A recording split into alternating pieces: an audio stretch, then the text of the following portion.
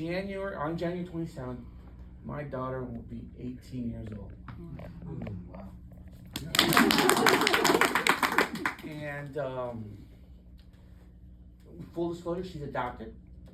She came to live with us when she was about 2, 3, beautiful African American baby. And I think the most powerful, most beautiful words that any human can say to another, to me anyway, is, Daddy, I love you. Yeah. She's going to be 18. Also, the most hurtful words anyone can say this: drop me off here, I'll walk the rest of the way. So she's gonna be 18. I raised it. But I wasn't sure she was gonna be a boss. I knew she was gonna be a boss because she used to fit right here. No matter what I was doing, and I usually was watching an old movie, full disclosure, I love mafia movies. I'm a mafia mark.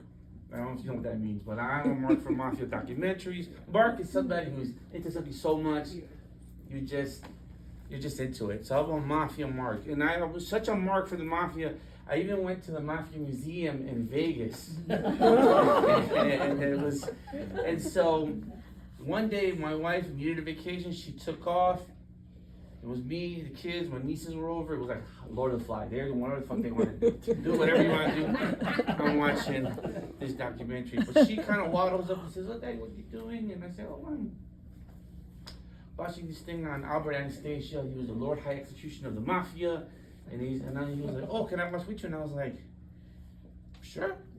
Sit here, we can watch it together." She's 5, I think, at the time.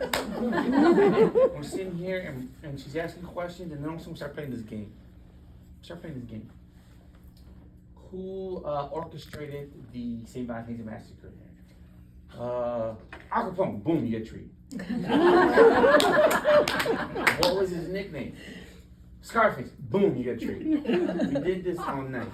We watched this documentary, we watched Godfather, we watched these movies all night long. And then finally in the morning, we had to get up, and I took her to her daycare. Faith-based daycare. And I go to work, I come back, and in front of the little center is the teacher, the director, and she was like a Franciscan nun who everybody called like Miss Ernestine or something. They were waiting for me. And they said, "Can you please come to the office?" And at first I thought something had happened to her. And I'm overly protective, as my wife knows. And the Puerto Rican in me starts coming out. What happened? Is she hurt? ¿Qué pasó? All of a sudden, I'm kind of turning into my dad a little bit. But she's like, no, come in. We went to the office, and they sit me down and they asked me, "Well, what do you guys do on the weekend? What activities are you engaged with?" And I was like, "I don't understand. What happened?" She went in Monday morning. She rearranged all the groups into the 5 families. She had the bigger kids extorting, putting something from the younger kids.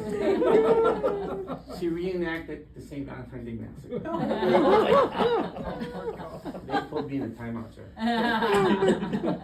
And then she comes in, and I ask her, "Baby, is this true? Is this true?" She looks at me.